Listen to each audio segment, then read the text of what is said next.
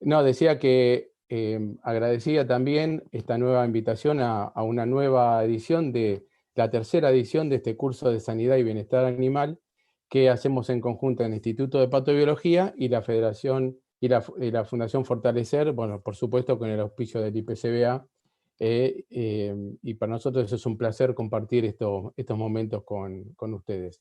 Y este sería el segundo módulo, que es el de gastroenteritis parasitaria, que como ustedes saben tiene 3 etapas. La primera etapa fue la de la semana pasada, en la cual compartimos material de lectura y también algún material auxiliar como para entrar en tema.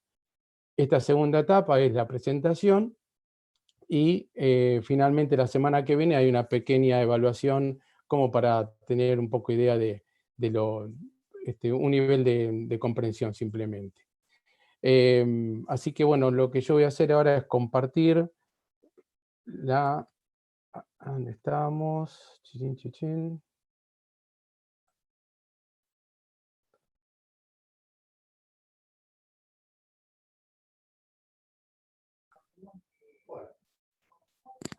La anterior, ahí está.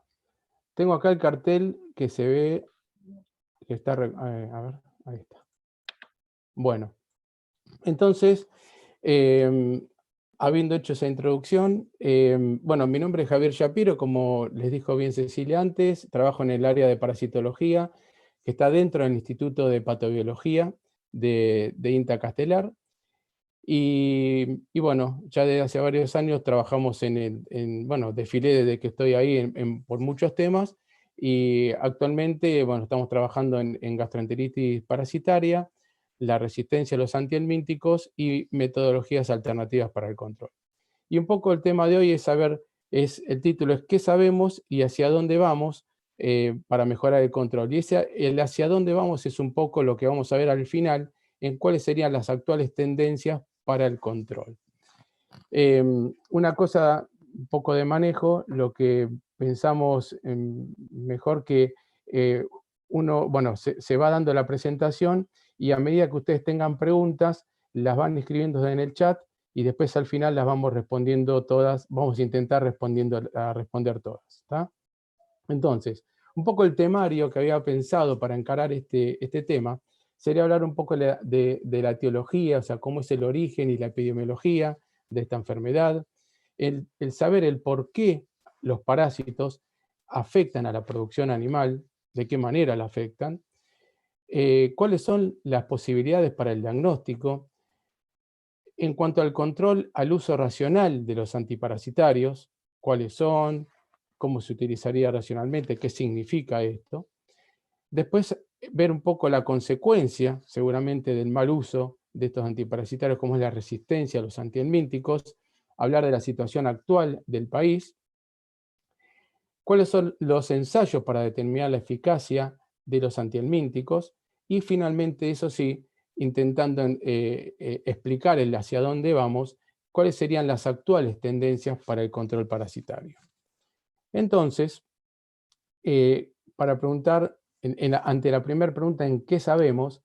Podemos decir que, afirmar que la infección con los parásitos gastrointestinales, con estas lombrices gastrointestinales, en rumiantes, tanto sea rumiantes mayores como rumiantes menores, es una de las parasitosis ampliamente distribuidas a nivel mundial, en donde numerosos trabajos de investigación afirman y concluyeron que es una seria limitante para la producción. Y vamos a ir viendo esto más en detalle. Y es producida por una serie de parásitos nematodos, las lombrices, como le dije recién, que afectan a distintos tramos del aparato digestivo, el gastrointestino, y esto afecta, no es excluyente de ningún tipo de producción. Esto afecta tanto a las grandes producciones, medianas y pequeños productores también. La agricultura o la ganadería familiar también se puede ver afectada por estos parásitos, ¿no? Y sobre todo que son menor cantidad de animales y en general y en superficies más reducidas. Y los responsables de estos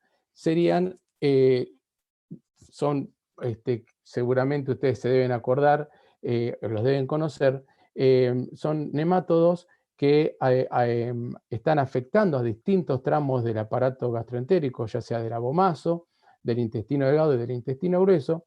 Ahí ya se acuerdan del hemonco, de la ostertagia, del tricostrongylus, ostertagia o teladorsagia, de acuerdo a quien sea, al bovino o a los ovinos. En el intestino delgado tenemos a la coperia, al Tricostrongylus colubriformis y al nematodirus, y al intestino grueso al esophagostomus o esophagostomus, que es el famoso productor del grano de tripa. Y en términos generales, todos estos son los que producen pérdidas directas que van a estar dadas en general por una disminución del consumo, en principio, ¿no? Por una disminución del consumo voluntario del alimento, hay disminución de la ganancia del peso corporal, afecta a los parámetros productivos y reproductivos, también a la fecundidad de estos animales, a la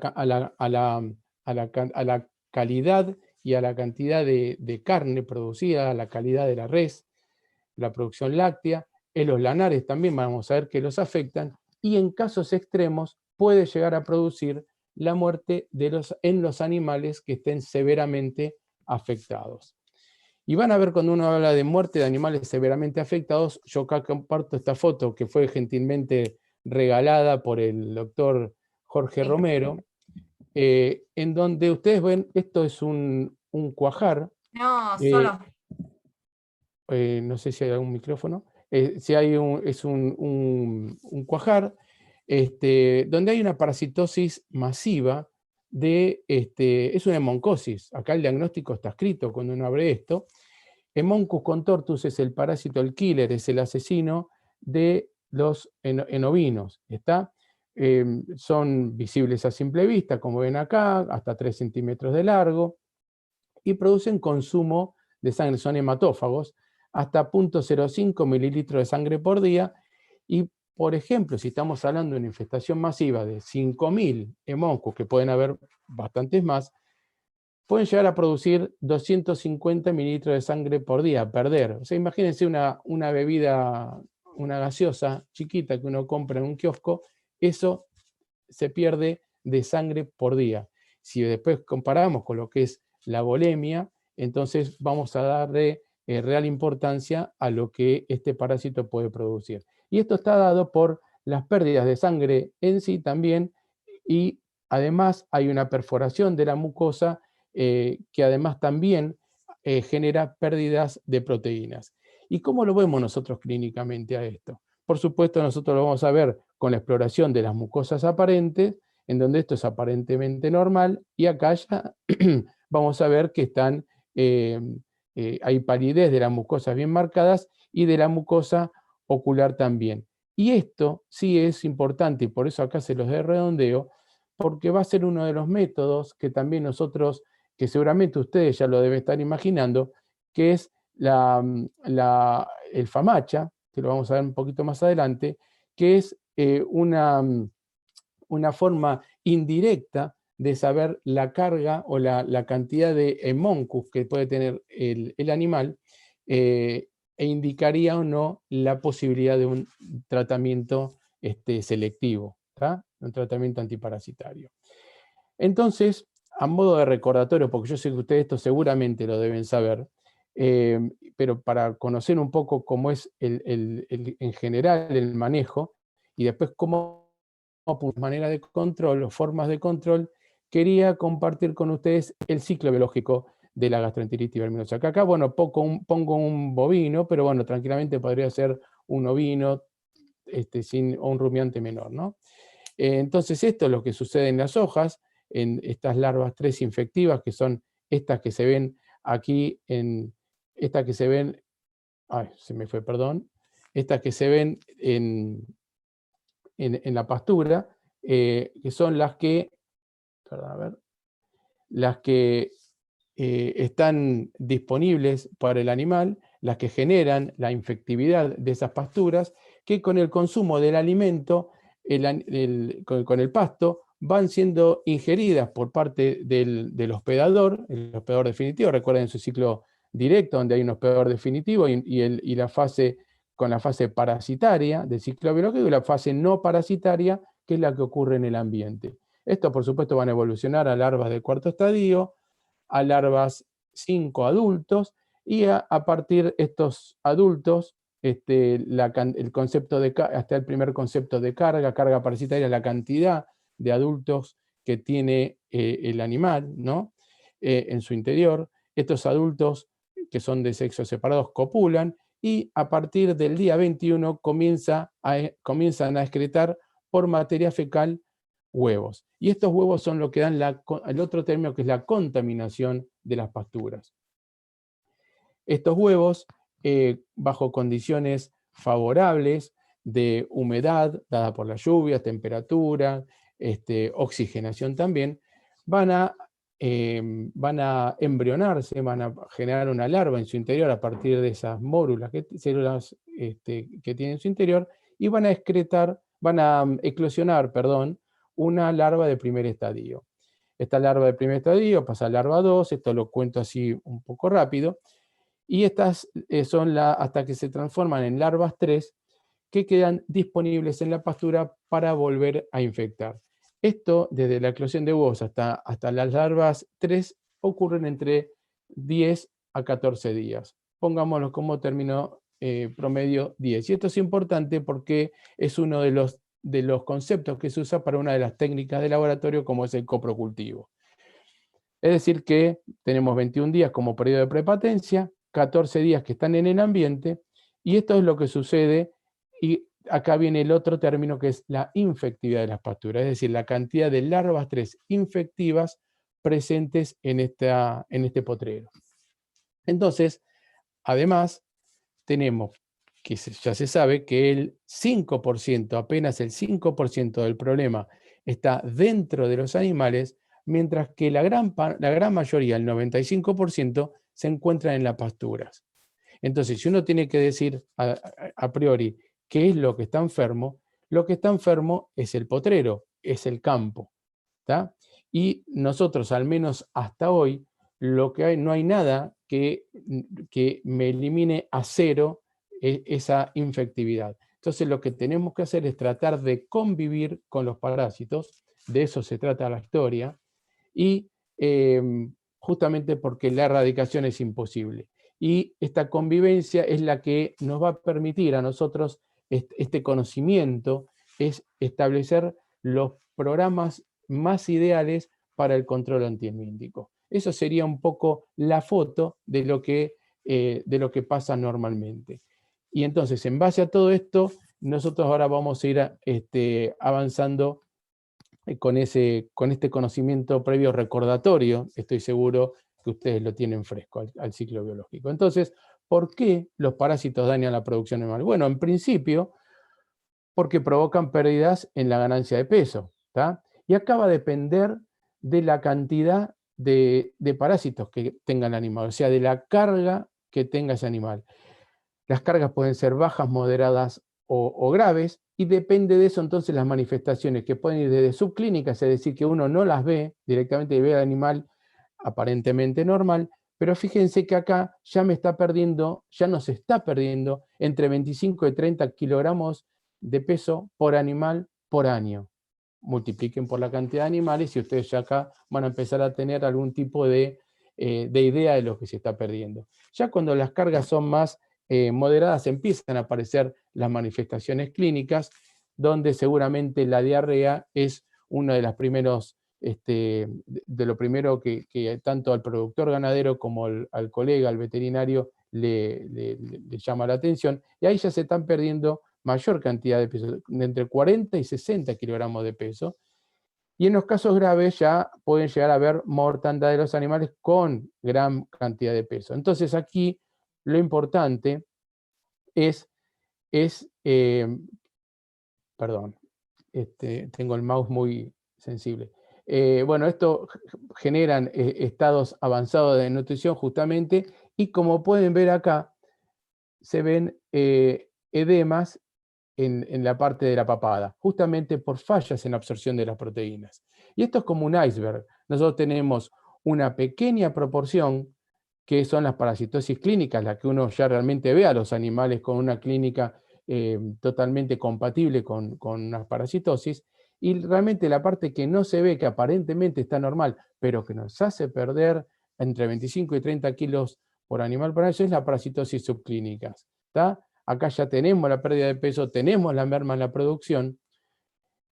Lo que uno puede llegar a ver ya es cuando ya tenemos concentraciones moderadas y severas, como lo que les comenté antes de el edema en la zona submandibular, el pelo arratonado o pelo hirsuto, la diarrea, debilidad general y demás. Entonces, acá lo más importante de todo es hacer diagnóstico.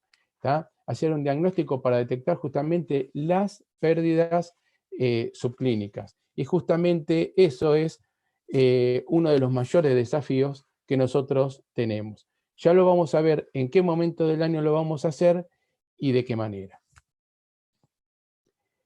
La otra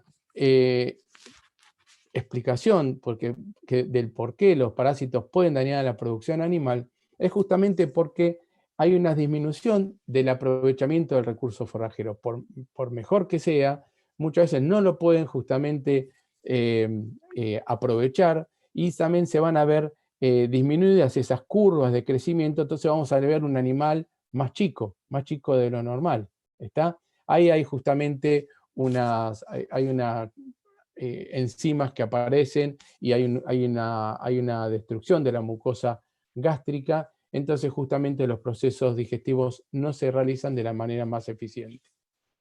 También hay un deterioro de la salud general del rodeo, hay una depresión del sistema inmune. Acá hay unos trabajos que ya se hicieron hace tiempo por el grupo de colegas, los doctores Pedro Estefan y César Fiel, donde vieron que hay una atresia, el aparato reproductor, donde hay una atresia folicular y hay un déficit de los órganos genitales, acompañado de una menor producción de hormonas, y por supuesto hay un retraso a la entrada a la pubertad. Es decir, que tenemos animales improductivos más tiempo dentro del potrero, ¿está?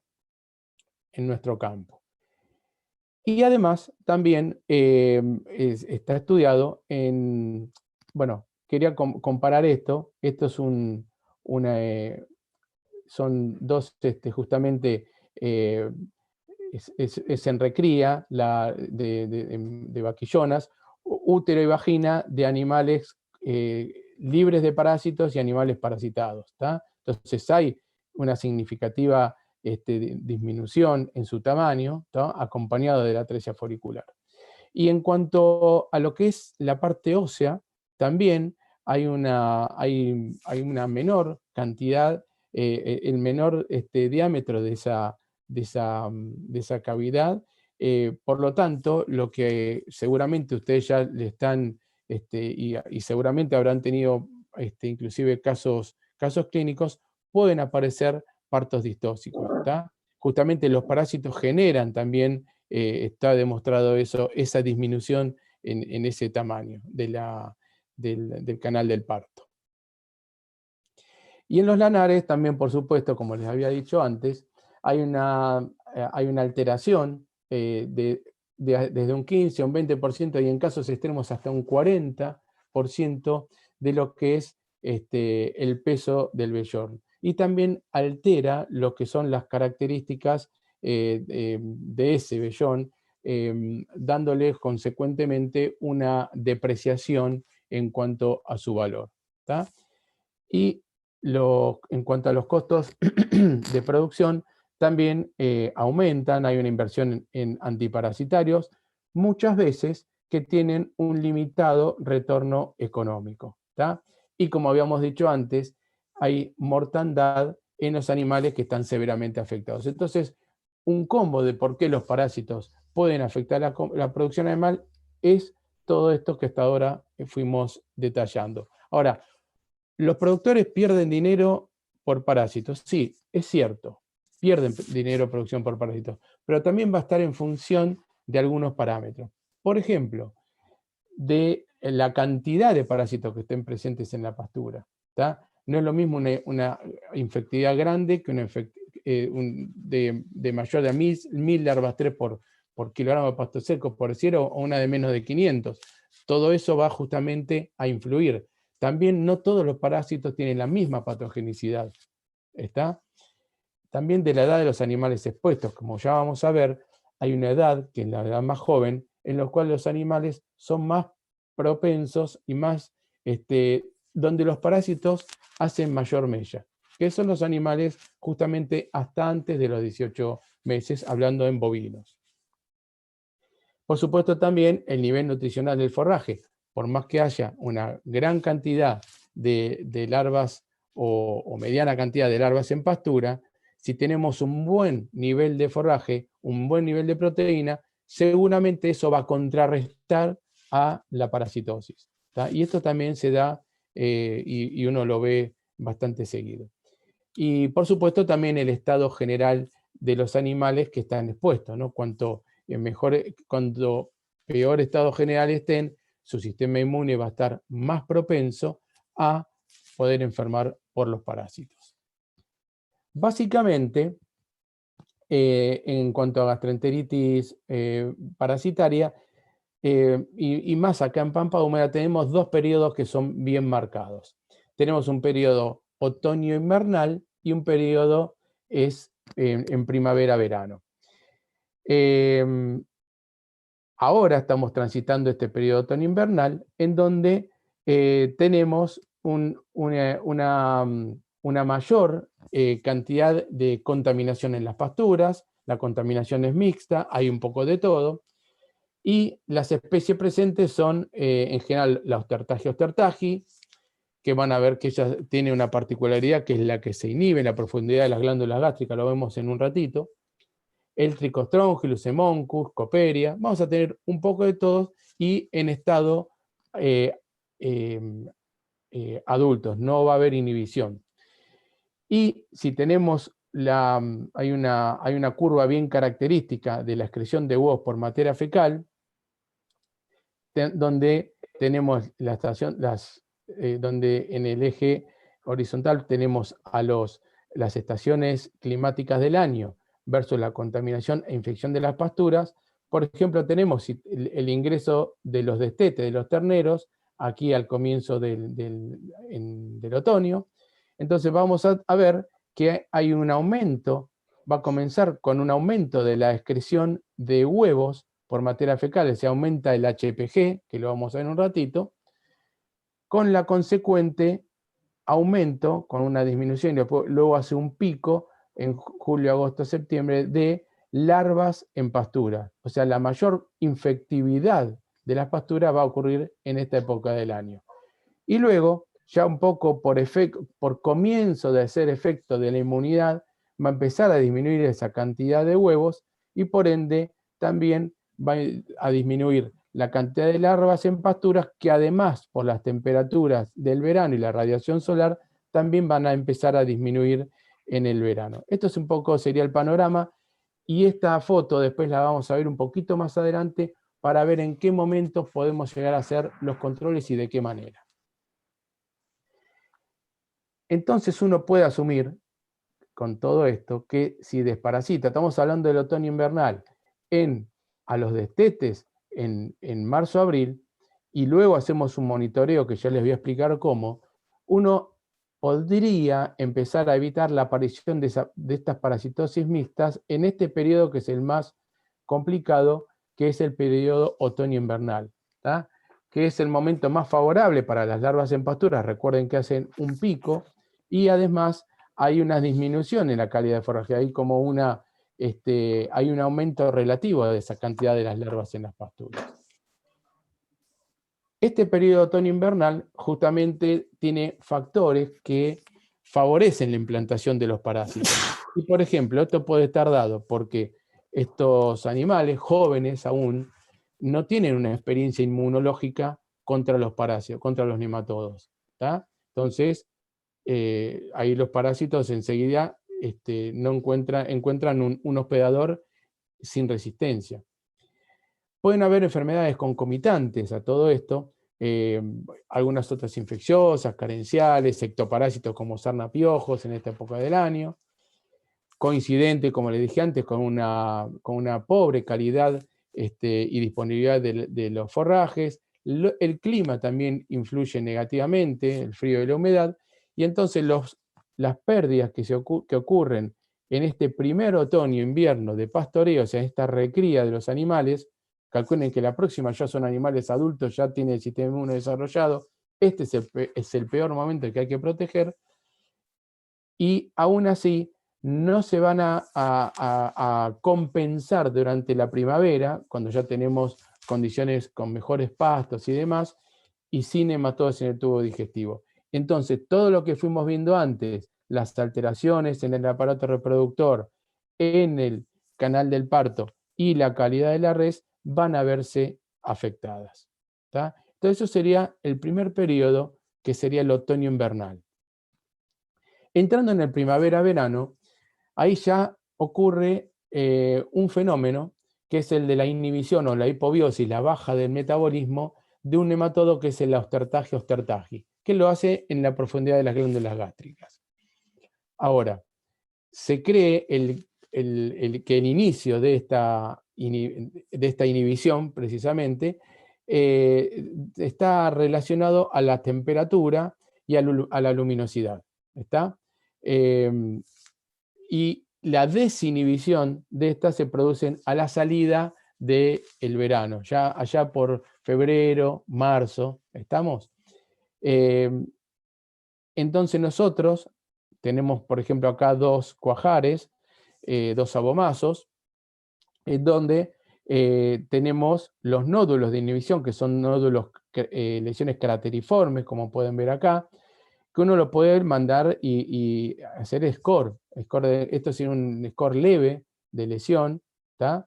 Lesiones leves, y esto ya sería una lesión sumamente marcada, lesiones severas, con un score 3, donde hay se llama lesión en cuero marroquí o cuero de carpincho, donde acá hay netamente una pérdida de la función de la mucosa del cuajar. Recuerde que tiene células parietales, células principales, productoras de ácido clorhídrico, de la pepsina, pepsinógeno que pasa a pepsina. Bueno, todos esos fenómenos no se van a poder dar, los animales no van a digerir bien, y por supuesto el aprovechamiento del alimento no va a ser bueno. ¿Está?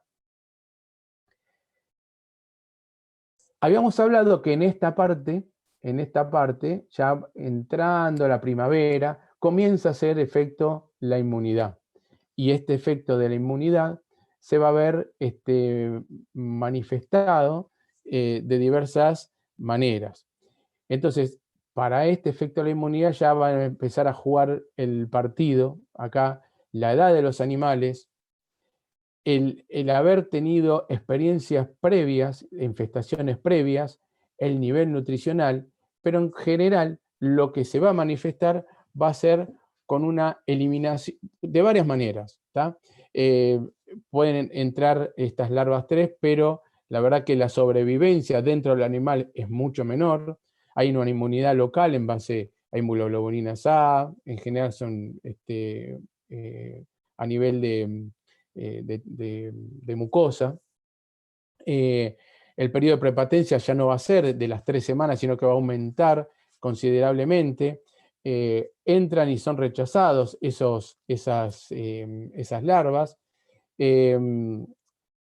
Muchas veces los que llegan, las pocas que puedan llegar a adulto, las inmunoglobulinas taponan los poros excretores de esas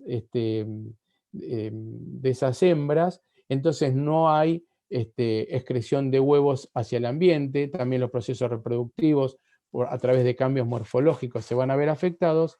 Entonces, de manera esos animales con esa inmunidad ya más marcada son menos susceptibles a enfermar por parásitos.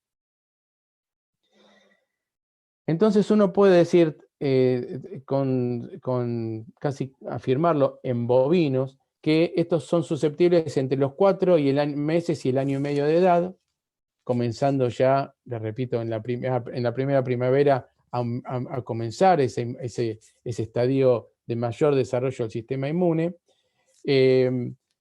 pero y por esa causa justamente no se van a ver afectados, no son fuente importante de contaminación de las pasturas, porque no va a haber ciclo biológico, va a haber menos oviposición. Por eso lo que acá les marco es que no estaría indicado el tratamiento en animales adultos, ¿está? Y eso es otro, son de los conceptos que hay que ir teniendo en consideración, ¿está? Sobre todo para el manejo de lo que vamos a ver después, que es lo de la resistencia a los antihelmínticos. Pero, porque como siempre acá en biología siempre hay peros, hay situaciones como las que acá les encolumno con viñetas como el estrés, situaciones de desnutrición, situaciones donde juegan el papel hormonas como en la lactancia, en la gestación, o enfermedades concomitantes como otras enfermedades bacterianas o virales, que pueden hacer de alguna manera relajar, deprimir temporalmente esa respuesta inmune. Entonces lo que hacen es transformar a esos bovinos adultos en una importante fuente de contaminación. Y ahí es otro de los peligros que nosotros podemos llegar a tener. Y yo sé que a lo mejor se les está ocurriendo o se las dejan para el final, pero acá surge la pregunta, entonces, ¿qué hacemos con los adultos? Los adultos no los desparasitamos. Ahora, si ustedes me dicen si es una hembra que está gestando en su primera gestación, bueno, ahí podrían, ¿sí? Aplicar algún tratamiento antiparasitario. Pero en casos puntuales siempre la idea es justamente minimizar el uso de los fármacos. Yo voy admitiendo algunos porque así no se me pone el cartelito de que van entrando en la sala de espera, si no, no puedo ver bien. Entrando a lo que es el diagnóstico, nosotros hay varias pruebas de diagnóstico. Hay como 10 pruebas, pero las que más se utilizan son el HPG, que es el recuento de huevos por gramo de materia fecal, el coprocultivo, cultivo de larvas, nosotros utilizamos mucho la técnica de Corticelli-Lay, y la necropsia parasitaria, en el caso de tener que hacer necropsia parasitaria. Los que van de la mano, siempre van de la mano, es el HPG y el coprocultivo. ¿Está? Entonces el HPG, simplemente con elementos que no son onerosos, acá simplemente lo más costoso es tener microscopio, como siempre, y a través de las cámaras de McMaster se hace el recuento y se contabilizan la cantidad de huevos que puedan haber en esa muestra de materia fecal. Recuerden que siempre el HPG es individual, no se hace HPG de grupos de animales. ¿Tá? Se toma la muestra directamente del recto o recién emitida, se ponen en bolsas de polietileno, en bolsas plásticas, es un nudo bien cercano a donde está la bosta, es decir, para que estén en anaerobiosis, y se toma nota, por supuesto, de la caravana del animal, y se envía refrigerado para el laboratorio, sin el agregado de ningún conservante químico. No se agregan conservantes químicos porque si no, ese formol, por ejemplo, fijaría los huevos y después no podríamos cumplir con esta segunda técnica, que es la de la técnica del cultivo de larvas, que es la que a mí me va a permitir que esos huevos eclosionen y obtener esto, que en este caso para nosotros son las larvas 3, que a través de las claves de Niek son las que van a permitir establecer un porcentual de géneros parasitarios presentes en por eso en ese grupo de animales, que tengan algo en común, o porque estemos haciendo una prueba de resistencia que vamos a ver en un rato. Entonces, HPG va de la mano del cultivo de larvas. HPG siempre lo tienen que hacer individual. El cultivo de larvas sí se puede hacer de un pool de animales que tengan algo en común. ¿Tá? Por ejemplo, si estamos haciendo una prueba de resistencia, todos los animales controles, se hace un pool y se analiza esa materia fecal mediante la técnica de Corticelli-Lay, o porque tengan algún tratamiento especial o una particularidad especial. ¿Tá? Y en la necropsia parasitaria, bueno, es la más exacta de todas, porque es la que me va a permitir recuperar, aislar e identificar todos los géneros parasitarios que están presentes en los animales. Por supuesto que nosotros no vamos a salir a hacer necropsia para ver si había o no parásitos, sino que esto, bueno, se aísla el gastrointestino, se analiza individualmente, pero en casos contados, por ejemplo, hay una técnica que ya vamos a ver de resistencia, sí se puede utilizar esto. O porque directamente lo llamen a campo y tengan que hacer una necropsia, y entonces ustedes sí van a encontrar los recuentos para considerar, bueno, a ver si tenía o no tenía y en qué número estamos. Nosotros consideramos al diagnóstico como una herramienta vital para el control, para el manejo parasitario y por supuesto para evitar esas pérdidas económicas generadas por estos mismos. Dentro del diagnóstico, por ejemplo, inicialmente uno tiene que hacer una anamnesis del establecimiento, ver varias cosas. Por ejemplo, qué antecedentes parasitarios tiene, si es que los tiene ese establecimiento.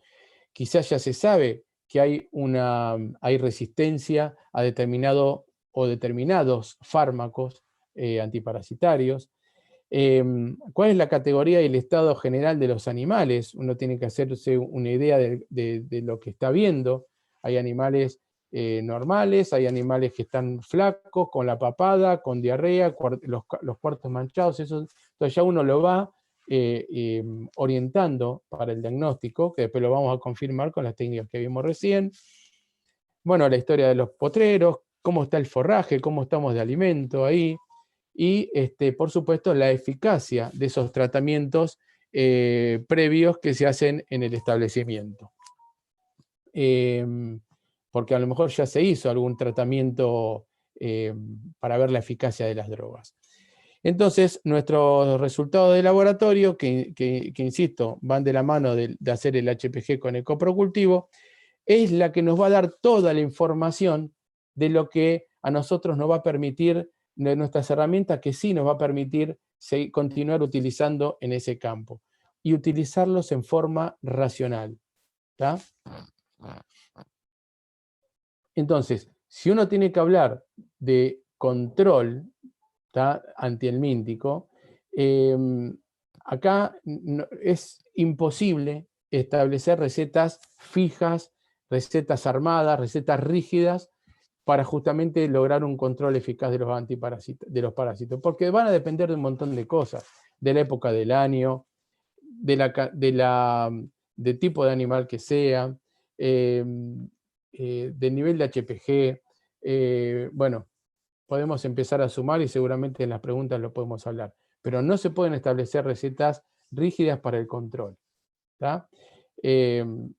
Y lo que sí hay que basarse en lo que vimos al comienzo, en el ciclo biológico, en cómo es la epidemiología y cómo es y de esas curvas, ¿no? La bioecología de larvas en pastura.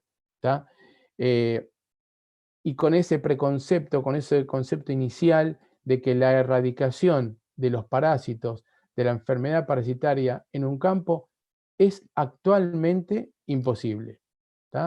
Tener parásitos cero es imposible.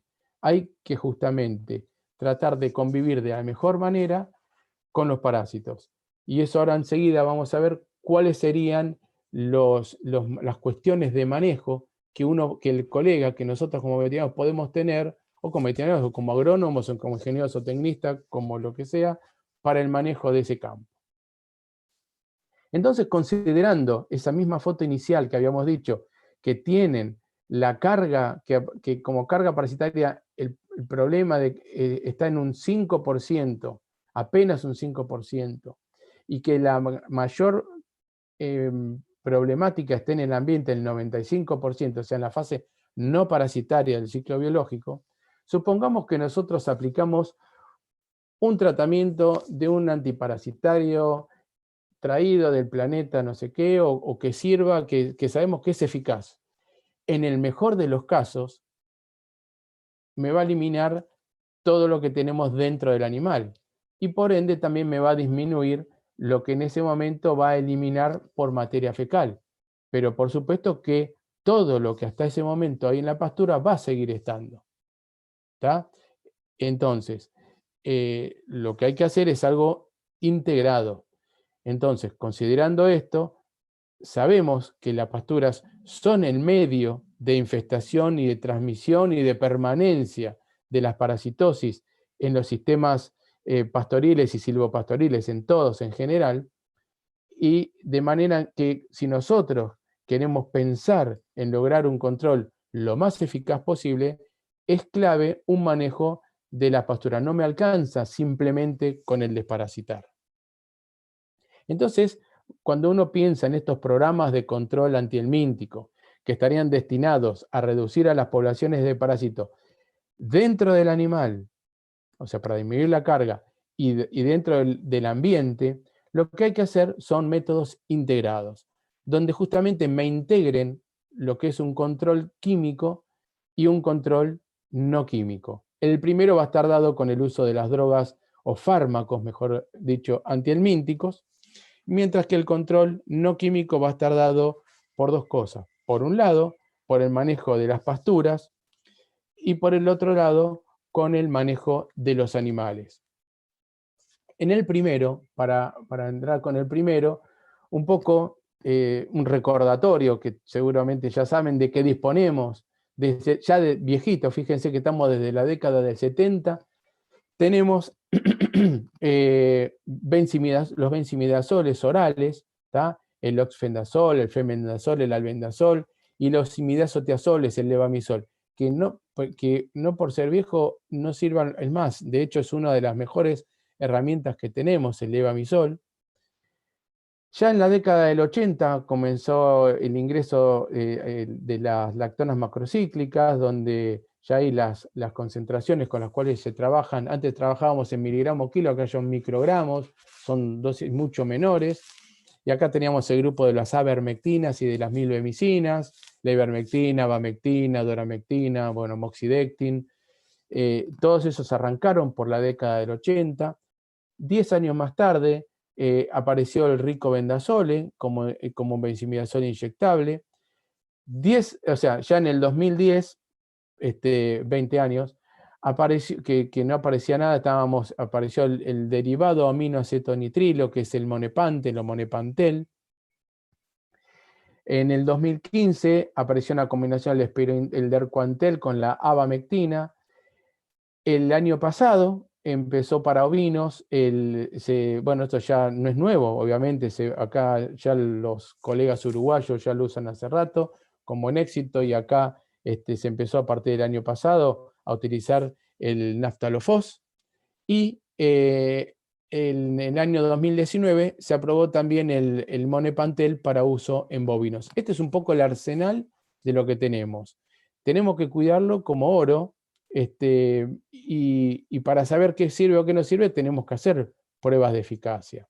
Entonces, si nosotros volvemos al gráfico que les dije al comienzo, tenemos que, de entrada, identificar cada principio activo. El relato de cómo se hace la prueba viene después, pero lo que sí, el concepto es esto. Habría que hacer esto, un test de reducción en el conteo de huevos. Es importante hacer un test de reducción en el conteo de huevos al menos una vez por año, ¿tá? Para ver cuáles son los principios, identificar cuál es el principio activo o los principios activos que me funcionan y cuáles los que no. Los que no los desaconsejamos al uso y sí vamos a trabajar con los que nos sirven. Entonces nosotros el monitoreo de la tropa, que esto es lo que nosotros tenemos que hacer sobre los animales, lo vamos a hacer una vez por mes en estas etapas, que son las etapas entre 30 y 40 días. Entonces, en esta etapa, que es la etapa más complicada para la enfermedad para el otoño-invierno. Y, por ejemplo, una alternativa, acá les tiro una alternativa, pero puede ser dependiente de la sensibilidad de las drogas antihelmínticas, es al menos un levamisol, por ejemplo, en los destetes. Cuando tenemos la inhibición de ostertagia-ostertagi en la profundidad de las glándulas gástricas, hay dos alternativas simplemente, que son las lactonas macrocíclicas o el benzimidazol a la doble dosis. Esos serían los únicos que tendrían acción, de ser sensibles las drogas, por supuesto, a este estadio de EL4, estadio del E4 inicial. Otra cosa no funciona, el levamisol no funciona contra este parásito, contra este estadio, perdón. Luego podemos tener, por ejemplo, en la entrada del invierno, una lactona macrocíclica que también me puede cubrir contra algún ectoparásito. Después podemos ver de benzimidazoles. Estas serían alguna alternativa de manejo, ¿tá? Repito lo importante, acá hay que hacer un monitoreo de la tropa. Lo hacemos cada 30, 40 días. ¿Cómo? A partir de materia fecal que se junta de los animales, de un lote de 20 o 30 animales. ¿Y qué se hace? Se hace el test de reducción para ver la eficacia de esas drogas. O sea, previamente habiendo hecho, esa eficacia y saber lo que funciona, nosotros después vamos, en el caso que haya que aplicar en estos momentos. El control no químico estaría dado justamente con el manejo de las pasturas y el manejo de los animales, las rotaciones. Y el concepto acá es reducir la exposición a los parásitos mediante el manejo de las pasturas. De acá tenemos la rotación, el pastoreo rotativo, justamente, y el pastoreo alternado de especies. ¿Tá? La idea es subdividirlo como lo que mejor se pueda y ir rotando a los animales de manera de dejar a las larvas 3 sin hospedador y a la exposición de la radiación solar, y que esa infectividad de las pasturas nunca va a llegar a cero, según el tiempo que uno la deje, por supuesto, pero en la rotación se va a disminuir sensiblemente. Y en el pastoreo alternado, justamente porque estos son específicos de especie. Entonces hay especies que son de ovinos que no cruzan con los bovinos, aunque hay algunos, como les coloco acá, que sí pueden ciclar cuando son animales jóvenes, por ejemplo en el Moncus contortus, en ambos hospedadores. También hay que tener sumo cuidado con la carga animal. Esta foto que la saqué a propósito, así en un ángulo como para que se vea que a priori uno puede pensar que acá hay demasiados animales en una superficie reducida. Entonces, a modo de ejemplo, bueno, con lo cual esto es un alto riesgo, a modo de ejemplo, vamos a tomar un valor bajo de HPG, 100 de HPG, ¿está? 100 es un valor que no es un valor que a uno lo pueda alarmar. Entonces, 100 de HPG me estaría significando 100 huevos por gramo, es decir, son 100.000 huevos por kilo de materia fecal. Y si el animal defeca, bostea 8 kilos diarios, nosotros vamos a tener diariamente por animal, por día, 800.000 huevos. ¿Tá? Entonces supongamos que uno tiene 20 cabezas en ese momento por esa hectárea por hectárea, vamos a tener una carga instantánea que me va a permitir eliminar huevos de 16 millones de huevos por hectárea por día. Y nunca, por condiciones generalmente inherentes al huevo, no es que eclosionan todos, pero que eclosione un 95%, imagínense el nivel de infectividad que tiene esta pastura. Por eso es muy importante evitar este alto riesgo manejando bien la carga animal. Eso es otro de los factores que uno debe tener en consideración. Por supuesto que hay factores que son de bajo riesgo de infección parasitaria, por eso le damos la luz verde a esto, que son el pastoreo durante los verdeos recién implantados, los rastrojos, bueno, los procesos de tecnificación, que por las temperaturas que alcanzan, acá las larvas 3 seguramente no van a ser viables. ¿Está? Estos serían situaciones de bajo riesgo de infección parasitaria. Perdón.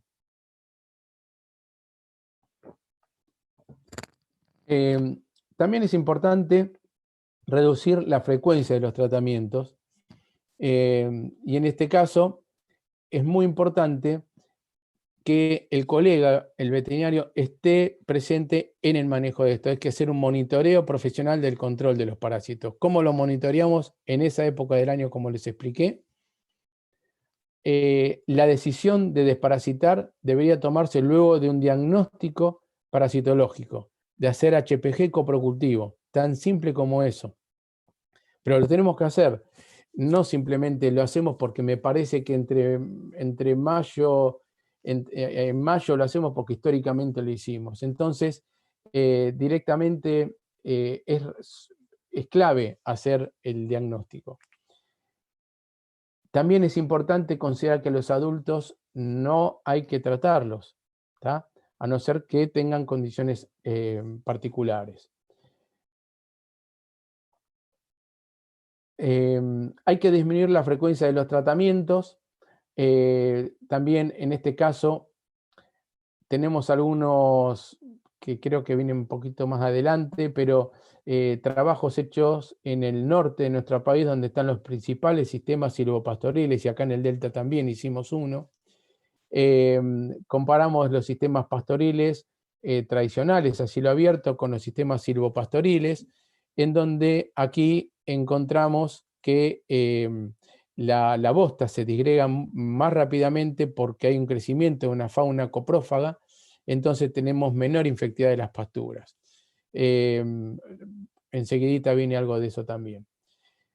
Famacha, yo les había comentado al principio y les había redondeado con un circulito amarillo que es importante en ovinos y en caprinos, no en bovinos, que es un tratamiento selectivo, es decir, hay que evaluar, observar, por ejemplo, la mucosa ocular. Esto, por ejemplo, es normal. Esto no ameritaría realizar un tratamiento antiparasitario. Esto sí, ¿tá? Entonces, en base a unas cartillas, ¿tá? de Famaya, que ustedes seguramente conocen, ya cuando estamos en nivel 3 y 4, son los que indican, ameritan realizar el tratamiento. Esto sería otra herramienta que nosotros podemos tener para no desparasitar por desparasitar, sino ver bien a quién desparasitar y a quién no.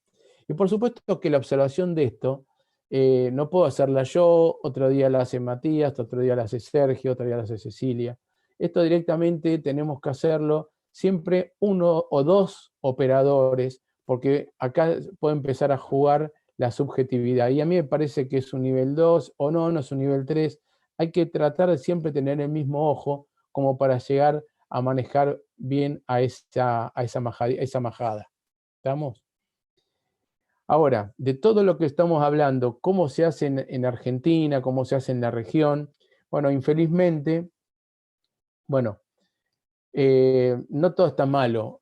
Afortunadamente, tanta extensión que uno hace de esto, tantos cursos, tantos grupos de investigación como universidades, INTAs, que esto está llegando al productor y al veterinario y se está mejorando. Pero durante las últimas décadas, infelizmente, y ahí sí lo digo, el control se realizó casi exclusivamente mediante la aplicación de antiparasitarios químicos. El que a ustedes les guste, orales, inyectables, purones, todo.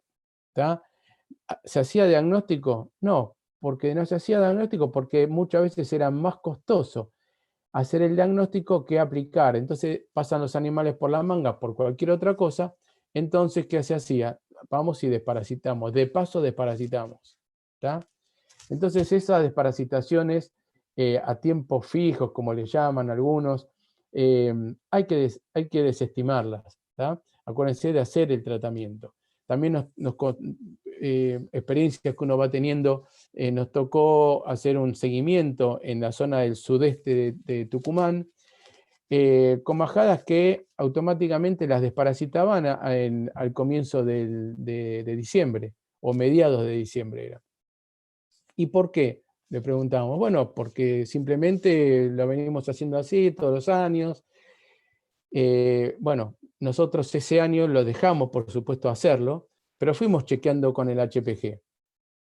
Y para sorpresa de esta gente, y nuestra también, no habían resultados de HPG que ameriten aplicar un tratamiento. Por supuesto que esto lo compartimos con los productores y a partir del siguiente año también hicimos un monitoreo y a partir de ahí ya cambiaron en esa forma de trabajar, porque no se justificaba hacer esos esquemas de tratamientos prefijados, porque no tenía ningún sentido. Estamos, justamente lo que viene ahora es realizando un gasto innecesario del fármaco, de dinero, transformamos en ineficaz a nuestro sistema productivo. En general usaban ivermectina, que es la que más se utiliza, y entonces me va a generar residuos en los tejidos, pero lo más importante de todo es que genera la resistencia antihelmíntica. Eso ayudó a que se genere esta resistencia.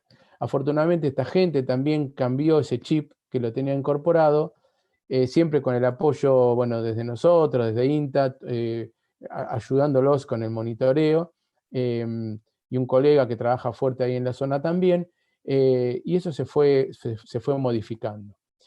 Definiciones de resistencia antihelmíntica hay un montón que ustedes pueden encontrar, pero ya saben a qué se refiere, y en general uno lo toma como la habilidad que tiene una población de parásitos para tolerar dosis de tóxicos que serían letales para la mayoría de los individuos de una población que le llamamos normal o susceptible de la especie. Lo cual esto no es un tema nuevo, ya es un tema que ya arrancó allá por los 50 en Estados Unidos, donde se reportó por primera vez resistencia a Haemococcus contortus, justamente a la fenotiazina. Después empezó a ser estudiado como un fenómeno meramente, una curiosidad parasitológica, porque aplicamos y no da el efecto deseado.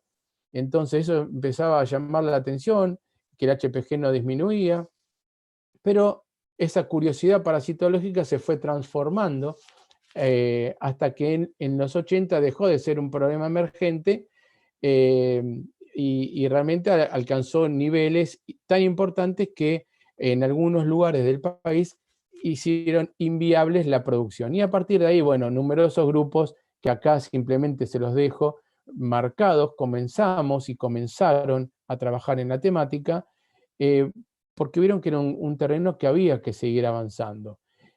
Simplemente menciono acá, esta presentación ustedes después las van a tener, a colegas que empezaron, por ejemplo, en ovinos, estos 3 primeros casos fueron en bajada de ovinos a encontrar resistencia y a distintos principios activos. Ya en el año 2000 se detectó en terneros, y más adelante también en Coppelia tricostrongylus, en Coppelia tricostrongylus. Es decir, un poco esa sería la evolución de nuestro problema. ¿Cómo se desarrolla? Muy simplemente con dibujitos. En animales parasitados siempre hay 2 poblaciones. Una que es mayoritaria, que es la que está en color verde, que es la susceptible a los antihelmínticos, ¿no? Y otra que es minoritariamente resistente. Entonces uno aplica el antiparasitario, yo puse un inyectable, pero puede haber sido un oral o lo que sea. Entonces, en principio, esa aplicación es eficaz, porque la población minoritaria que queda es la resistente, y fíjense que el ambiente queda con parásitos, con larvas de parásitos susceptibles. Ahora, si se continúa usando a la misma droga, entonces eso sí va a eliminar a la susceptible, pero se va a empezar a incrementar la resistente, y también el refugio se va a comenzar a aumentar de población resistente, hasta que llega un punto en donde el antiparasitario ya no va a controlar más a los parásitos, y la población interna, la carga y lo que hay mayoritariamente en el ambiente, en el refugio, es netamente de los resistentes. ¿Y cómo se produce esto? Bueno, el principal mecanismo que tienen los parásitos, en parásitos susceptibles, es se producen modificaciones génicas al azar, y entonces esas modificaciones génicas hacen que haya en los sitios de afinidad y de unión con, con el del parásito, con la droga antiparasitaria, con el fármaco, producen alteraciones. ¿Qué pasa en un animal, en una lombriz, en un nematodo que todavía no es resistente, es un parásito susceptible? Se aplica el antiparasitario hace llave y cerradura, por decirlo de alguna manera, entonces ese antiparasitario fue eficaz, el parásito muere. Ahora, cuando hay parásitos resistentes, fíjense que acá ya cambió el sitio de unión, entonces uno aplica el antiparasitario y el antiparasitario no tiene efecto y los parásitos continúan dentro del órgano en el cual estaban. ¿Tá? Eso muy simplemente es cómo se genera. ¿Qué tan grave es esto en nuestro país? Bueno, ya nosotros tuvimos la posibilidad de tener desde el laboratorio nuestro un proyecto de cooperación técnica con FAO allá por el año 2005, en donde las principales zonas ganaderas del país se analizaron, en este caso fueron 35 establecimientos, y donde los resultados arrojaron que el 38% eran susceptibles, tenían parásitos susceptibles, mientras que el resto tenía resistencia a uno o a varios principios activos. Fíjense que ahí había una eficacia del levamisol de apenas de un 25%, los benzimidazoles y la ivermectina alrededor del 50%, y en el closanter, que se utilizó en casos puntuales en Corrientes en aquel momento, era un 16%. También se hizo lo mismo en bovinos, en donde sobre un número mayor también de establecimientos muestreados, acá los tienen marcados en el mapita, también dio resultados parecidos, alrededor de un 41% que eran susceptibles, mientras que, bueno, todavía acá el levamisol funcionaba, benzimidazol tenía mejor uso, y la ivermectina un 55% de eficacia. ¿Tá? Estamos hablando del año 2005. Ahora, nosotros esto se viene estudiando ya del 95, del 96, donde, por ejemplo, solamente con ivermectina había un 3% de campo que tenía resistencia, o sea que todavía era eficaz en esa época. Ya entonces del año 2005 a 2006, que vimos nosotros un 55% de eficacia, y como nosotros continuamos trabajando esto en los proyectos de la cartera de INTA, de las carteras en los proyectos de sanidad animal de INTA, se encontró que en prácticamente todos los establecimientos encontramos resistencia a este principio activo. Hace poquito tiempo también otro grupo de investigación de la RIEP, liderados por la doctora Cristel y sus colaboradores, muestraron también en bovinos y en 62 establecimientos, y encontraron, fíjense que había un 5% de susceptibilidad y resistencia prácticamente en un 95% de los establecimientos.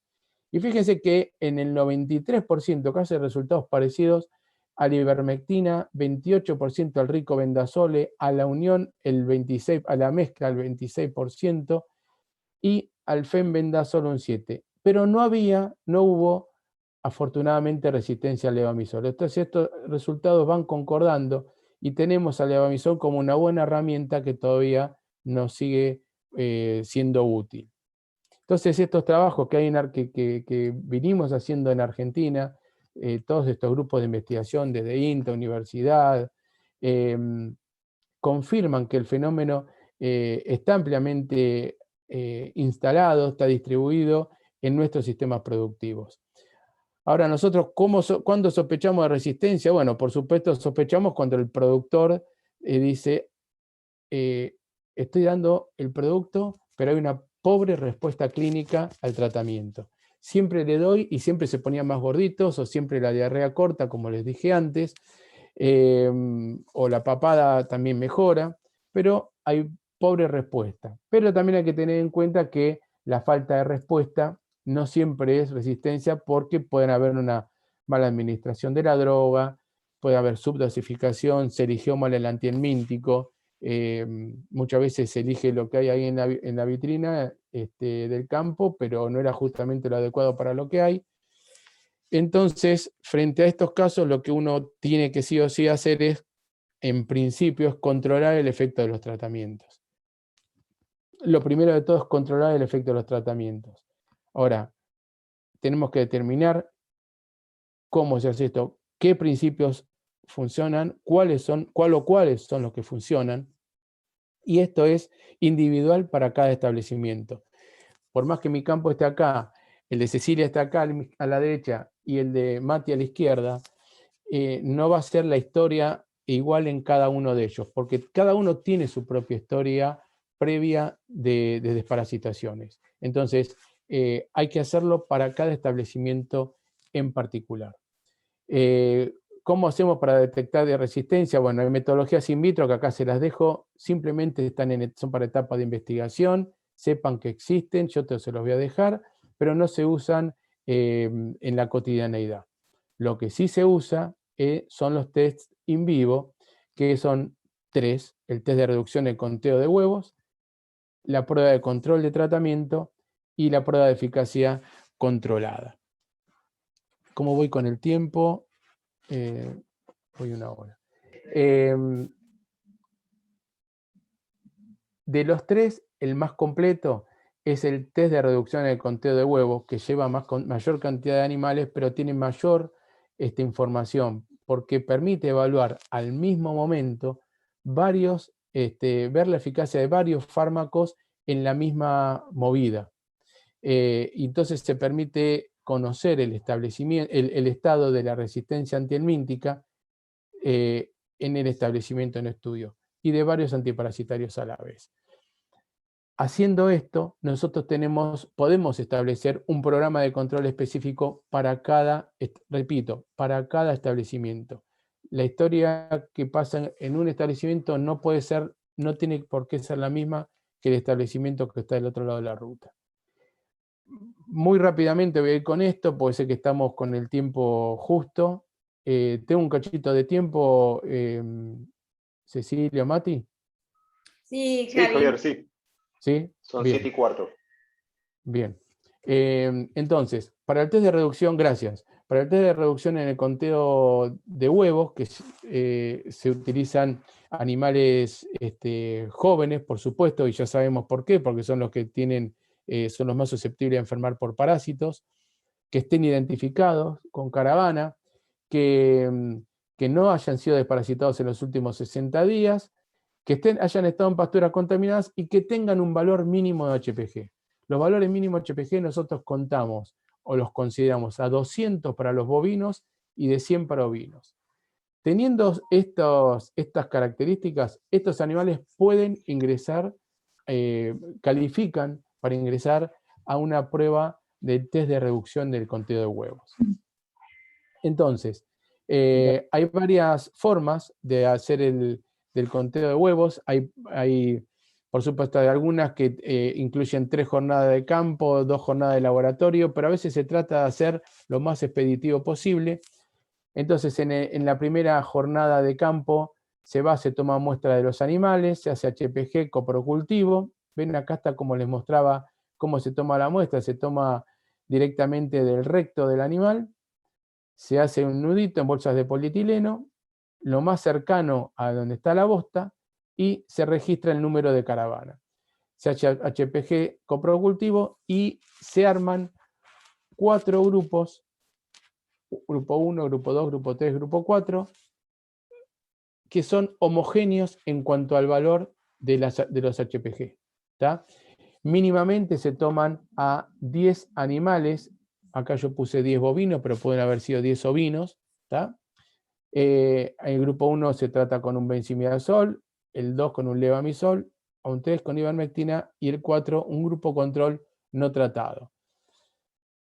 Esto es en el caso que se tenga esta cantidad de animales. Entonces el día 0 es el día que se aplica el tratamiento antiparasitario, que puede ser inyectable u oral, lo que sea. Y 14 días después se va nuevamente al campo, se toma muestra de los mismos animales, donde se repite lo mismo, se hace el HPG, el coprocultivo, y entonces nosotros acá lo que hacemos es tomar los valores promedios de cada uno de los grupos, la media aritmética del grupo control, que se la relaciona con el del tratado, sobre la del control por 100. Y esto me va a dar un porcentaje de eficacia. Entonces vamos a considerar al 90% para arriba, si reduce mayor del 90 o más por ciento, estamos frente a parásitos que son susceptibles a ese fármaco antiparasitario que se probó. Valores por debajo, obviamente, son valores que son resistentes. En ovinos es el 95%. Las limitaciones que tiene esto, por supuesto, va a ser el potencial biótico, va a haber una influencia de los nematodos, porque no todos tienen el mismo potencial biótico, por eso también hay que relacionarlo con el HPG, con el coprocultivo. Emoncu pone 10.000 huevos por día, Cooperia pone 200 a 300 huevos, igual que Tricostrongylos, entonces también hay que considerar algunas de estas cosas. Después, bueno, hay una inhibición parcial de la ivermectina que puede dar falsos positivos, pero lo importante es que el porcentaje de resistencia en la población tiene que ser menor al 25%. ¿Tá? Bueno, estas serían un poco las limitaciones que tienen. La otra prueba que se puede hacer también es la prueba de control de tratamiento, que es simplemente se hace sobre un grupo, o sea, se trata, no hay tantos animales para muestrear, se hace un grupo único, se tratan 10, 15, si se puede 20 animales, 20. Hay que asegurarse de una correcta aplicación del fármaco, se sacan muestras, lo mismo se hace HPG y coprocultivo, se van 14 días después y lo mismo, se toman al 90% como susceptible o resistente para menores del 90%. Y en este caso, bueno, se cambia la fórmula porque el control es el mismo nivel en el pretratamiento y el posttratamiento. Se toman esos valores pretratamiento y posttratamiento. Y finalmente está la prueba controlada, que es la que, bueno, determina la real eficacia del fármaco, pero acá tenemos limitaciones como el costo económico, es mucho más laborioso y lleva sacrificios de animales. ¿Tá? Acá también se tratan de 6 animales por grupo, es la misma historia que venimos viendo. Se hace necropsia parasitológica 15 días después del tratamiento y se ve la cantidad de animales, la cantidad de parásitos presentes. ¿Tá? Entonces esto sería un valor, pero la verdad que no es lo que más se utiliza. Lo que sí se utiliza es el test de reducción del conteo de huevos. Entonces, un poco debido a esa amplia distribución que nosotros tenemos de la resistencia antihelmíntica, que ya lo venimos viendo y comparando lo que pasó en el 2005 y hasta el 2017 con este último trabajo que les comentara de la RIEP, uno tiene que plantear cambios en el modo de uso de los antiparasitarios, por un lado, y buscar herramientas alternativas o complementarias al control químico, más allá de lo que venimos viendo de manejo. ¿Y cuál es la idea de esto? Reducir la dependencia de uso de los antihelmínticos comerciales. O sea que no sea solamente los fármacos lo que permitan controlar a las poblaciones. De esta manera vamos a tener menos tratamientos por animal por año y vamos también a preservar el refugio, ¿tá? Que es la parte que está a refugio de los tratamientos. Y todo esto, lo que es en parasitología veterinaria, lo que es los métodos alternativos de control, pasaron a ser lo que uno académicamente contaba en la universidad, cuenta en la universidad, a situaciones que actualmente se utilizan y cada vez más en un intento de diversificar las estrategias del control antiparasitario. Entonces, un poco cuáles son las actuales tendencias a todo esto, uno que un poco explicar el hacia dónde vamos. Bueno, yo le puedo enumerar algunas de ellas, ¿no? A la fitomedicina o la evaluación de extractos de plantas o plantas medicinales. Todos nosotros tenemos una línea de trabajo en el laboratorio, que estamos trabajando con esto bastante fuerte ya hace unos años, donde se prueban extractos de plantas, en un primer momento in vitro y luego se puede pasar al in vivo, para ver de qué manera puedan ejercer acción sobre distintos, sobre los parásitos, ¿no? Sobre huevos y sobre larvas. Después trabajo sobre sistemas silvopastoriles, como les comenté antes. Tenemos experiencia también con partículas de óxido de cobre, acá con sumo cuidado porque puede tener toxicidad, sobre todo en los ovinos y caprinos. Después hay trabajos que colegas de otro CINTE, Intabalcarce, con la Universidad del Centro, están trabajando en el recambio de cepas, en el, bueno, perdón, acá estaba.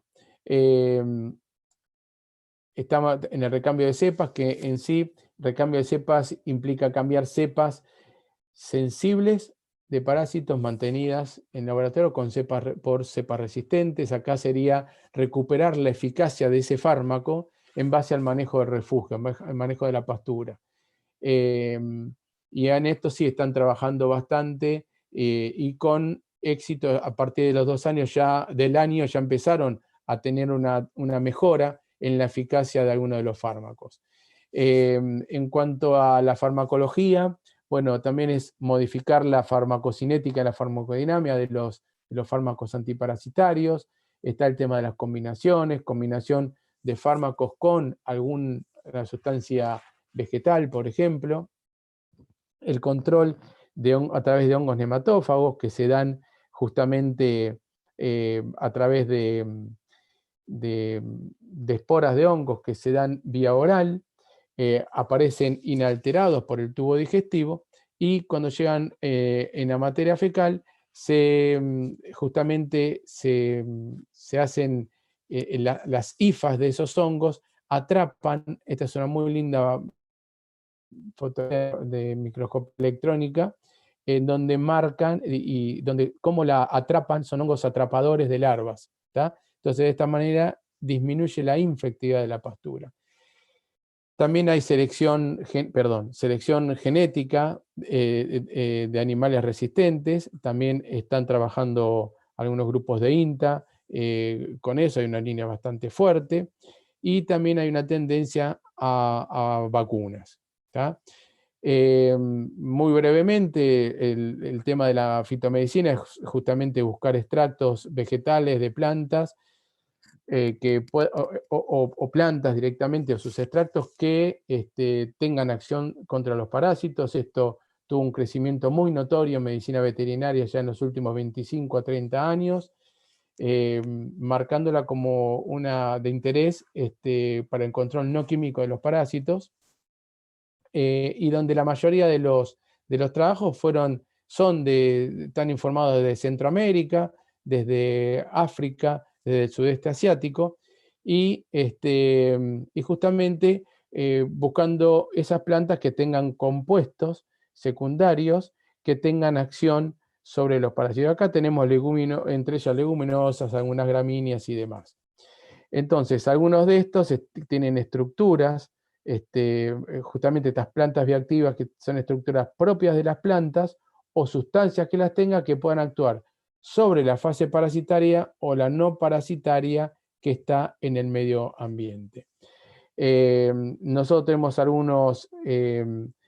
tenemos experiencias sobre algunas leguminosas y estamos haciendo algunos actualmente trabajos en Lotus, Corniculatus, Pedunculatus,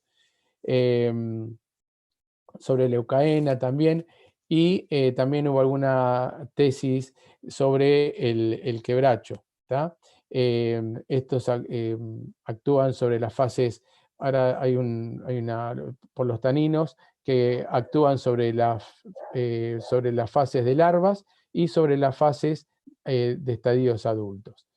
Ya por los 90 comenzaron a informar la actividad nematodicida.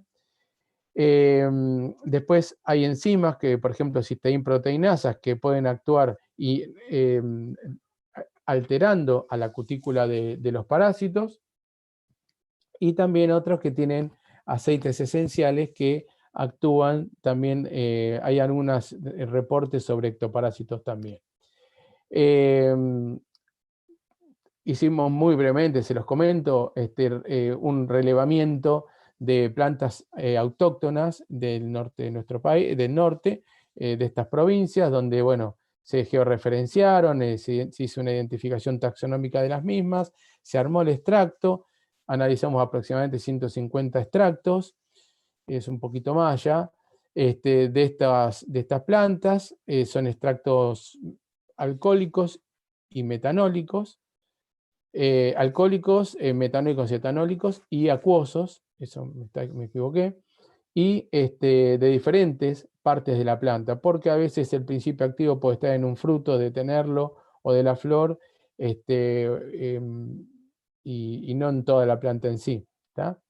Y entonces nosotros lo sometemos en un primer momento a metodologías in vitro, como el test de eclosión de huevos y la migración de larva, y vemos en principio si tiene acción, si se puede sumar al control antiparasitario. De ser así, después uno lo tiende para aplicar in vivo.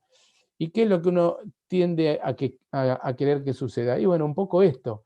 En los momentos en que los animales puedan juntarse para suplementarlos, pueden también suministrarse esa planta o esa parte de la planta o ese extracto en ese momento del día, para que tenga acción sobre los parásitos, o si están sobre alguna leguminosa, estén pastoreando y hacer una especie de automedicación, que los animales van consumiendo, se van nutriendo y tienen efecto antiparasitario, se llaman nutracéuticos. O también que esto la vez pasada me sucedió en un viaje, que lo vi directamente. Estas cabras comen estas chauchas que tienen alto contenido en taninos y se automedican. Bueno, los taninos están en un montón de sustancias en la naturaleza conocidas por todos, en las paredes de las células, frutos, semillas, tallos, con una fórmula bastante compleja, son polifenólicos, y que con estos grupos hidroxilos se unen a proteínas. Y Perdón, estas, Javier, sí, sí. son las 7:30. Te iba a Ya decir si dejábamos un ratito para las preguntas. sí, redondeo esta parte y ya lo termino, ya está. Gracias. Bueno, y entonces se absorben, y entonces de esa manera los animales tienen mejor nivel aumentan las inmunoglobulinas y tienen mejor nivel de defensa. Bueno, estos serían simplemente algunas formas de que actúan los parásitos sobre huevos y sobre larvas. Y yo lo que quería terminar diciéndoles, esto es lo que pasa en los sistemas silvopastoriles, con estos escarabajos que disgregan a la materia fecal. Entonces lo que podemos hacer ahora, como para redondear, es controlar el efecto de los parásitos mediante de los tratamientos antiparasitarios, modificar los sistemas de producción para hacerlos no tan dependientes de los fármacos, es decir, que hay que hacer control mediante mediante fármacos antiparasitarios y también mediante manejo, disminuir la frecuencia del uso, rotar los antihelmínticos anualmente, no por marcas, sino por familias, hacer un control integrado, usar métodos alternativos a los químicos, manejar el refugio, es decir, todo lo que está a refugio en la pastura, usar famacha, en el caso de ovinos y caprinos, y imponer a todo concepto que el antiparasitario tiene que ser un medicamento específico, y tiene que ser bajo tener una intervención del profesional veterinario, y abandonar las prácticas y costumbres, como les dije antes, de esquemas prefijados. Finalmente, las perspectivas no es solamente de uno, sino en conjunto, un poco de todo. No abandonar los antiparasitarios, simplemente es combinarlo con otras cosas, como ven acá, y en la cual tenemos que formar parte los veterinarios, los grupos de investigación, los productores, asesores, en forma conjunta para así, de esa manera, lograr un control sostenible del parasitismo gastrointestinal. Y la pregunta de siempre es, que es todo muy lindo, pero bueno, ¿cuándo comenzamos a hacerlo? ¿Está? Bueno, muchísimas gracias, disculpen que me fui medio largo, y bueno, quedo para las preguntas que puedan haber. Genial, Javier, buenísimo. Excelente, excelente presentación, súper, Bueno, súper didáctica, súper clara. bueno, muchísimas Hay gracias. algunas preguntas que surgieron desde el principio de la disertación, Sí. como por ejemplo, si las larvas pueden desplazarse por sí solas de una parcela a otra. Bueno, es buena pregunta. Las larvas 3 infectivas, que son las que están en la pastura, pueden desplazarse principalmente a través del agua, de la lluvia, por eso cuando hay lluvias importantes disgregan esa materia fecal y las larvas se empiezan a esparcir por las labores agrícolas, el pisoteo de animales, pero ir por sí sola de un potrero hacia otro, de un campo hacia otro, es medio complicado. A no ser que esté muy pegadito un campo de otro, justamente, y haya un encharcamiento que una un campo con el otro. Eso sería una posibilidad. Pero en general es dentro del establecimiento y más bien cerca de donde están las bostas, ¿no? Las materias fecales. No sé si respondí. Bien, paso a otra. Estando en las pasturas, las larvas, ¿las afecta si utilizo algún tipo de herbicida o fitosanitario? Sí, no hay un trabajo exacto que yo no te puedo contestar sí o no tan como me gustaría, pero seguramente algún tipo de efecto puede llegar a tener, pero realmente no, el manejo principal es a través justamente del manejo, de dejarlas a través de la radiación solar, por ejemplo, o rotando a los animales para que no estén justamente a la expensa de otro hospedador que la siga consumiendo. No tengo un dato preciso de que pueda algún herbicida tener acción sobre estas larvas. Tienen una doble cutícula, las larvas 3 infectivas, son resistentes y por eso la mejor forma de controlarlas es que se agoten sus energías que tienen, eso lo hacen durante algunos meses, o la radiación solar. Aprovecho para contarte algo que no dije, que es cuánto puede vivir una larva en la pastura. Bueno, acá en climas templados, por ejemplo, que hablemos Pampa Húmeda, Santa Fe, Córdoba, podemos encontrar que puedan durar, nosotros hicimos un trabajo de bioecología de larvas en pasturas, hasta 6 meses pueden vivir tranquilamente. ¿Sobreviven las temperaturas del invierno? Sí, sobreviven las temperaturas del invierno tranquilamente, eso nosotros lo pudimos demostrar. Ahora, si ya vamos a situaciones más del norte de nuestro país, en donde son climas más tropicales o más en otras latitudes, ahí sí, hay trabajos que hablan de 2 meses, a lo sumo ya pueden vivir a lo sumo esa cantidad de tiempo porque se agotan las reservas energéticas y la intensidad del sol y la sequedad es mucho mayor y eso es lo peor que le puede pasar a las larvas. Perfecto, Javier. Otra pregunta de otro participante. ¿Cuál es el tiempo que se debe esperar entre la administración de un antiparasitario y la toma de muestras para analizar? Bien, esto creo lo expliqué en la última parte, que bueno, lamentablemente a lo mejor lo tuve que decir un poquito rápido. Los test de reducción del conteo de huevos o el tratamiento o el control de tratamiento, cualquiera de los dos, uno aplica el tratamiento hoy y hay que esperar, depende de la droga, del fármaco, si es un benzimidazol o un levamisol, a los 10 días ya puedes estar tomando muestra de materia fecal y comparar qué tenías en el pretratamiento con el post. Ahora, si haces con una ivermectina, una lactona macrocíclica, es a los 14 días.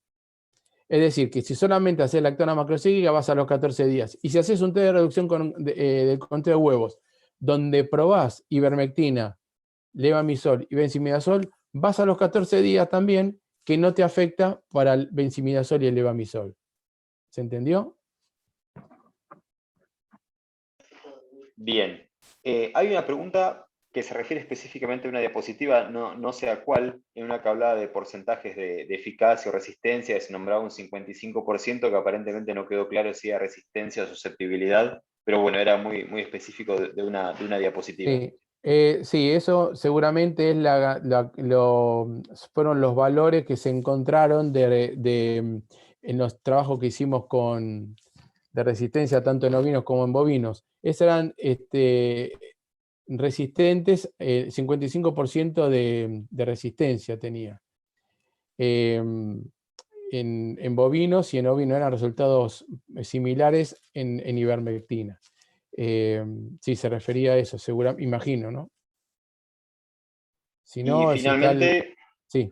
una pregunta relacionada a la utilización de cobre, que, bueno, un veterinario que trabaja en la cuenca del Salado con las consecuentes deficiencias de cobre de la región, y pregunta si el uso de cobre inyectable sirve para cubrir la acción contra parásitos, o si tiene Bueno, algún efecto. bueno, buenísima pregunta. Yo hay un montón de cosas, vos fíjate, tardé 1 hora y media y un montón de cosas que no las dije por una cuestión justamente de esta, ¿no? Parte en la tesis, yo trabajé con una parte de mi tesis fue con taninos y otra con in vivo in vitro y óxido de cobre, y en cápsulas orales. Entonces, hay que ir con sumo cuidado con el óxido de cobre, porque puede llegar a ser tóxico. ¿Tá?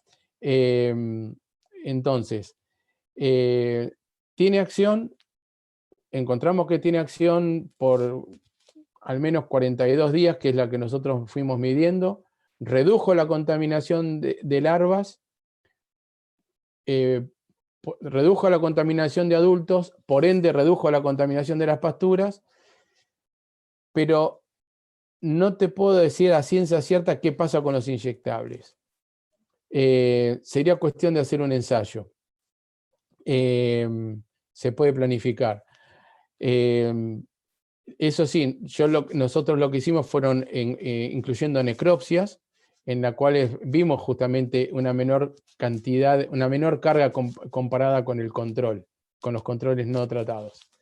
Pero no sé qué pasaría con un inyectable. Acá la cápsula se dio vía oral, se abrió la cápsula de gelatina y esas como si fueran minitas de lápiz, se fueron al cuajo, a la bomazo, y debajo de los pliegues permanecían ahí.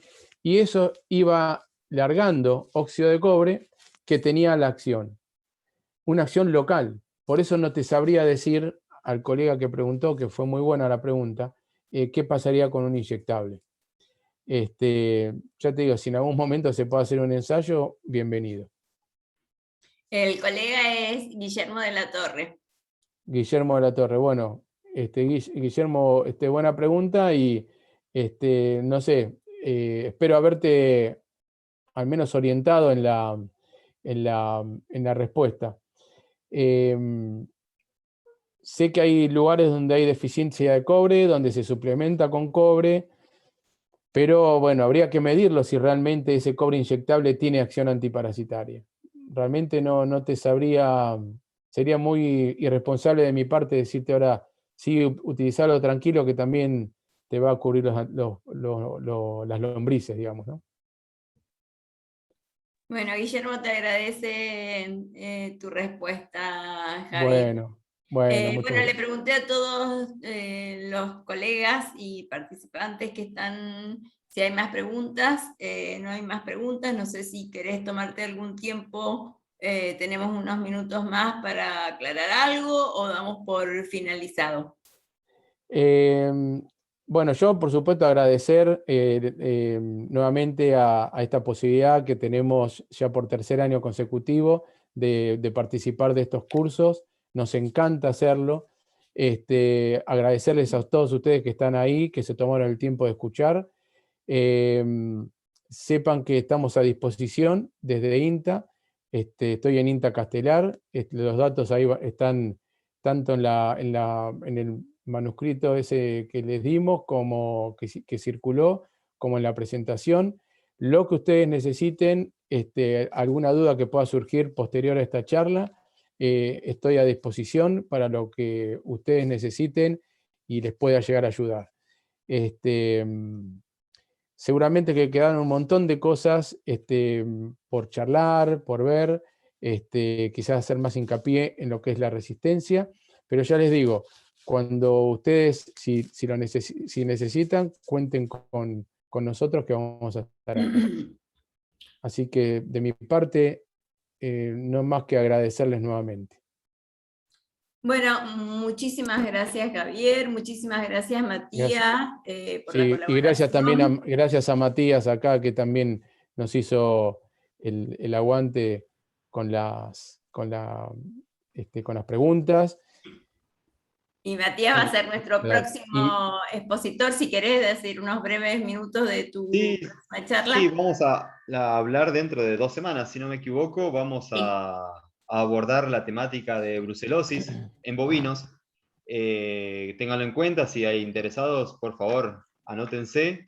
Vamos a dar principalmente el punto de vista del laboratorio, interpretación de resultados de laboratorio, toma de decisiones al momento de ciertos valores de las pruebas diagnósticas, nuevas tendencias con respecto a la vacunación. Por lo tanto, va a ser un curso, espero que haya bastantes inscriptos y va a ser un curso interesante. Muchas gracias. Bueno, muchas gracias a todos, especialmente a vos, Javier y Matías. Javier, por tu presentación, como dijo Matías, excelente, como siempre, claro, preciso, y muy buena toda la bibliografía que les has dejado a los participantes. Así que bueno, muchas gracias por la presentación del equipo. Bueno, y si tienen ganas, todos pueden prender las cámaras y les saco una foto. Y los espero para la próxima. Acuérdense que la semana que viene vamos a tener la evaluación de este curso, y la siguiente empieza el curso a cargo de Matías de brucelosis. ¿Sí? Estudien hay algunos valientes ahí que nos han prendido. Prendan las cámaras, anímense. Peínense un poquito. Yo no tengo mucho para peinar, pero bueno. Bueno, esperemos que prendan un poquito más las cámaras. Bueno, mientras tanto, yo, la verdad que a mí me apasiona este tema, y la verdad que a veces no alcanza el tiempo, fue 1 hora y media, bueno, era un poquito menos, y daba para hablar bastante más. Por eso les digo que estamos atentos a cuando ustedes quieran, tengan alguna duda. Y acá veo una colega, una exalumna que tuvimos de la facultad, Lucía. Muy buena alumna, Lucía, la doctora Romero. Así que, bueno, un placer acá verte. Gracias.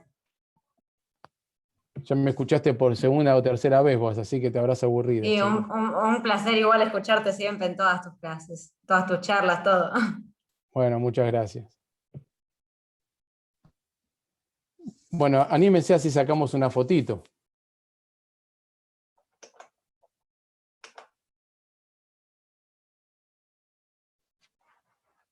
Estás muteada, Ceci. Estás muteada. Perdón. Vuelvo de nuevo.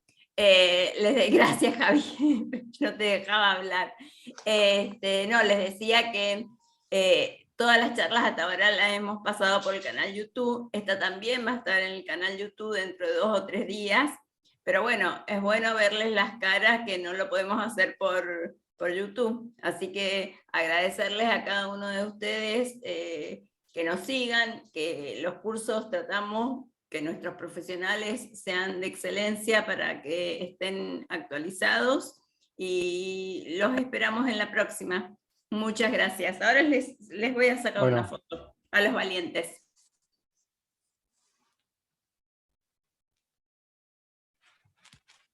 Bueno, nos vemos en la próxima. Javi, si querés cerrar. Sí, sí, cierro. Bueno, muchísimas gracias a todos nuevamente y a disposición. Y la semana que viene les subimos las preguntas como para que tengan como referencia. ¿Está? Así que bueno, voy a dejar dejo de grabar acá. Stop.